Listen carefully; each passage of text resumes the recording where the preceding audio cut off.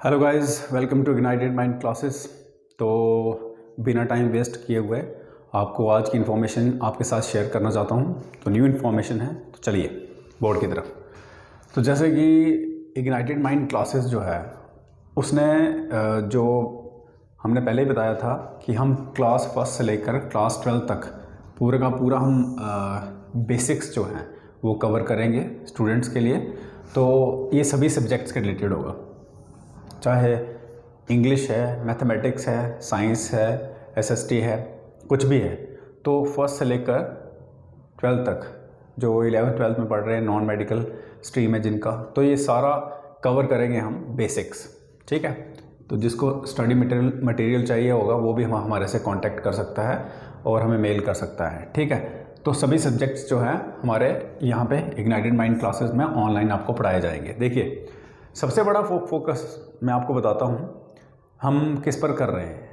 आपको पता है भारत एक बहुत बड़ा देश है। अगर हम पॉपुलेशन और एरिया के पॉइंट ऑफ व्यू से देखें तो पॉपुलेशन में आपको पता है नेक्स्ट टू चाइना है और एरिया में भी 7वें नंबर पर है। बट कहने का मतलब ये है कि 140 करोड़ जनसंख्या होने के बावजूद हमारे यहाँ पे जो इलिटरेसी यानी कि जो इलिटरेसी का रेट है, और ये भी कह सकते हैं हम एजुकेटेड जो हैं, एजुकेशन जो है यानी कि जो एजुकेटेड लोग हैं उनका रेशो कम है। तो यहाँ पर ये चीज़ जो है, अब देखिए एक चीज़ और यहाँ पे मैं बोलना चाहता हूँ। जैसे ये तो आगे एक कैटेगरी, इनको मैं एक कैटेगरी में डाल दूँ। दूसरी कैटेगरी कौन सी है? वो लोग जो पढ़े लिखे तो हैं लेकिन उनको गाइडेंस नहीं है, या हम ये कह सकते हैं कि हमारे अनएम्प्लॉयड यूथ की ही बात कर लेते हैं। तो अनएम्प्लॉयड यूथ क्यों, क्या कारण है, क्या रीज़न है? हमारे पास यही आता है आंसर इसका कि यहाँ तो हमें ठीक तरीके से हमारा बेस जो है वो स्ट्रेंथन नहीं किया गया है, उस पर फोकस नहीं किया गया है और हमारी फाउंडेशन स्ट्रॉन्ग नहीं है। हो सकता है हमारे जो स्कूल्स हैं, हमारे चाहे गवर्नमेंट स्कूल की बात करें चाहे प्राइवेट स्कूल की बात करें, तो वहाँ पर हमारी स्कूलिंग अच्छी नहीं हुई है। कॉलेजेस में हमें प्रॉपर तरीके से हम पढ़ नहीं सके, जो भी है एटसेट्रा वगैरह। तो कहीं ना कहीं हमारा यही मेन फोकस है इग्नाइटेड माइंड क्लासेस में, ऑनलाइन कोर्सेज में, कि हम बच्चे का जो बेसिक्स हैं, ये जो बेसिक्स मैंने यहाँ पर टिक लगाया है, मेरा यही फोकस है कि कितने भी कोचिंग सेंटर हैं तो सीधे वो क्या करते हैं, सीधे क्वेश्चन और आंसर, यानी कि खुद स्टूडेंट को ना तो बेसिक्स बताते हैं और सीधा आके क्वेश्चन आंसर स्टार्ट कर देते हैं। तो हमारा बेस ही अगर वीक होगा तो हमारा देश कैसे बढ़ेगा? ठीक है ना।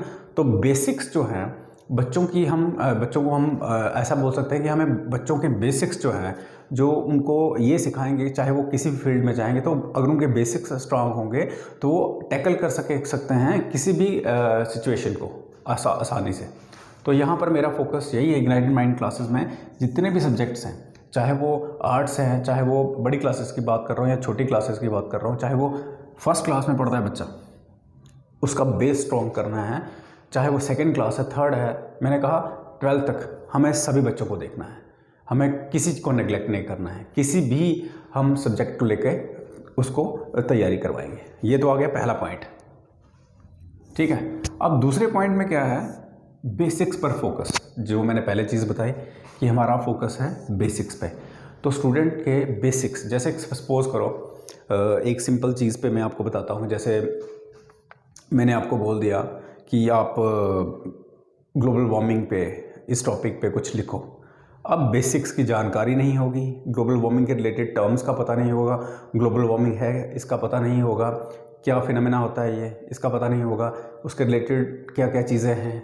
ठीक है, तो वो जब बेसिक्स क्लियर नहीं होंगे तो ग्लोबल वार्मिंग को कैसे एक्सप्लेन करेगा वो बच्चा? वो मतलब चाहे वो 10th में पढ़ रहा है, 11th में पढ़ रहा है, 12th में पढ़ रहा है, चाहे वो छोटी क्लासेस में पढ़ रहा है, तो उसको कैसे एक्सप्लेन करेगा? यही चीज़ें हमने उसको प्रैक्टिकली यहाँ पे बतानी है इग्नाइटेड माइंड क्लासेस में। ठीक है, तो ये तो आ गया हमारा बेसिक्स पे फोकस। ठीक है, मैं शॉर्ट वीडियो बना रहा हूँ, लेकिन जब हम डिटेल में पढ़ाएंगे तो आपको सारी चीज़ें समझ आ जाएंगी। ठीक है, उसके बाद थर्ड पॉइंट में हमने किया है उसके बेस पर फोकस। अब बेस का मतलब क्या होता है?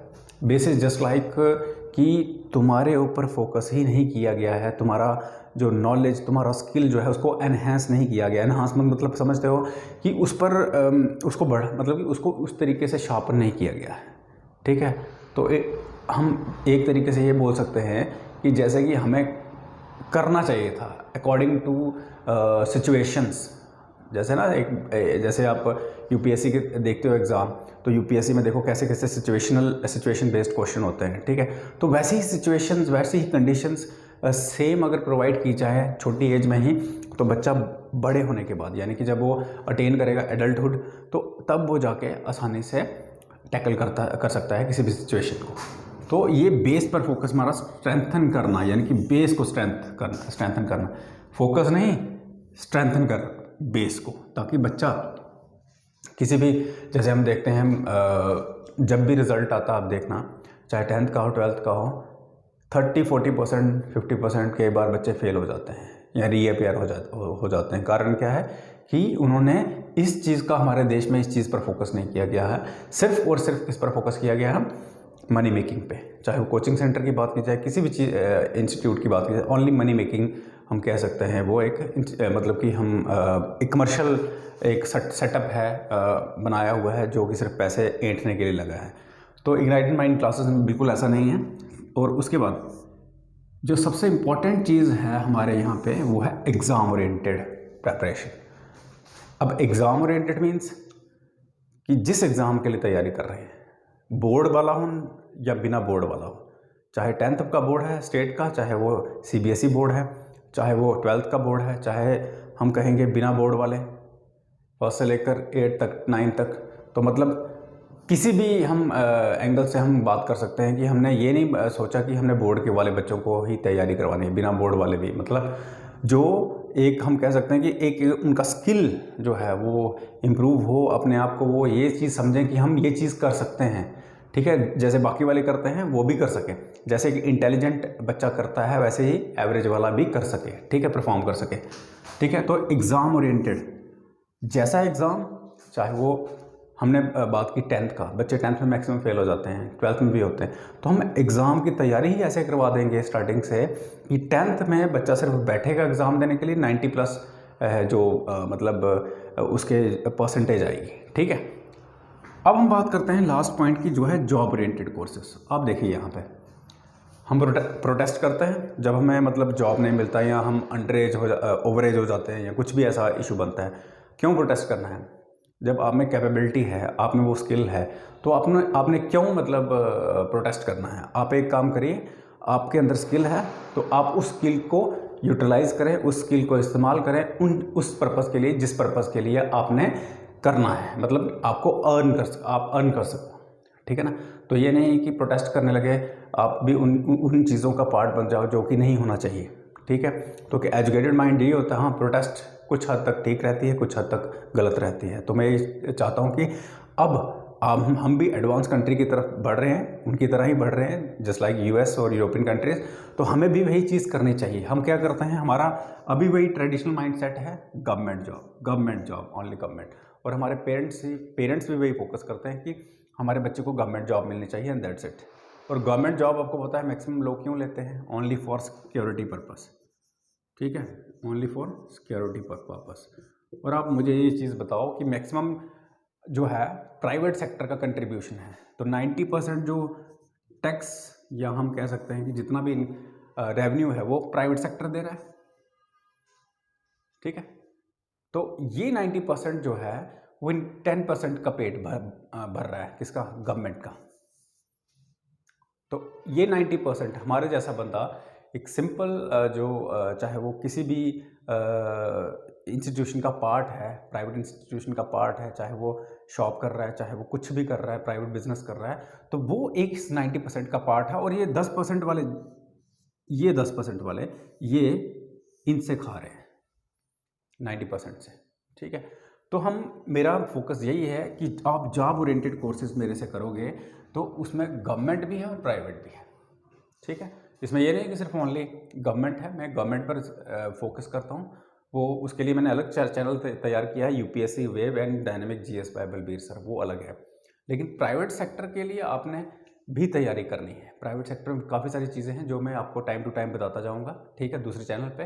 तो ऐसे जो मेरा इग्नाइटेड माइंड क्लासेस है वहाँ पर ये चीज़ें जो हैं आपको बताई जाएंगी और फर्स्ट से लेकर 12 तक आपका बेस इतना स्ट्रांग हो जाएगा कि आपको भीख मांगने की ज़रूरत नहीं पड़ेगी किसी के आगे कि मुझे लगाओ। आप में इतना स्किल, इतना टैलेंटेड हो जाओगे, खुद अपने आप को इतना कर लोगे कि आपको ये लगेगा इतनी। मैं आपको काउंसलिंग भी करूँगा यहाँ पे, कौन कौन सी जॉब किसके अकॉर्डिंगली, आपकी क्वालिफिकेशन के अकॉर्डिंगली, आपके स्किल के अकॉर्डिंगली यहाँ मैं आपको बताता जाऊँगा, ताकि आप कभी भी कहीं भटके ना और अपने पॉइंट पर पहुँच के अपने माँ बाप का नाम रोशन करें, उनको अर्न करके बताएं। ठीक है, तो आज के लिए मैं बस यही चीज़ मैं आपको बतानी थी। तो फर्स्ट से लेकर 12 तक कोई भी कोर्स, हम कोई भी वीडियो जो है अपलोड कर देंगे किसी भी क्लास के रिलेटेड, जैसे फर्स्ट के रिलेटेड आगे बेसिक चीज़ें, सेकंड के रिलेटेड बेसिक चीज़ें, 10th 12th जो भी है, तो ये चीज़ें मैं आपको 1 बाय 1 अपलोड करके दूंगा। और कोई भी कोर्स मैं उठा के डाल दूंगा, और कई बार काउंसलिंग भी करूंगा। और 2 चैनल और मैंने लॉन्च किए नए।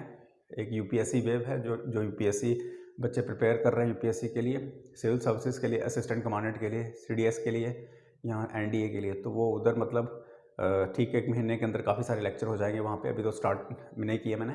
तो उसके बाद डायनेमिक जीएस पे आपको जीएस के रिलेटेड मटेरियल मिल जाएगा जितना मर्जी है, वो भी 1 महीने के अंदर अंदर। ठीक है, तो फिलहाल इग्नाइटेड माइंड क्लासेस में मैं यही चीज़ मैं आपको बताना चाहता था आज के वीडियो में। तो नेक्स्ट वीडियो में आपको इन क्लासेस के बारे में, यानी कि कोई भी कोर्स उठा के, कोई भी मैं पेपर उठा के, इवन एनालिसिस भी होगा, क्वेश्चन पेपर का एनालिसिस भी होगा जो लास्ट ईयर क्वेश्चन पेपर है, और मॉडल टेस्ट पेपर पर भी डिस्कशन होगी, और उनके सोल्यूशन भी दिए जाएंगे आपको।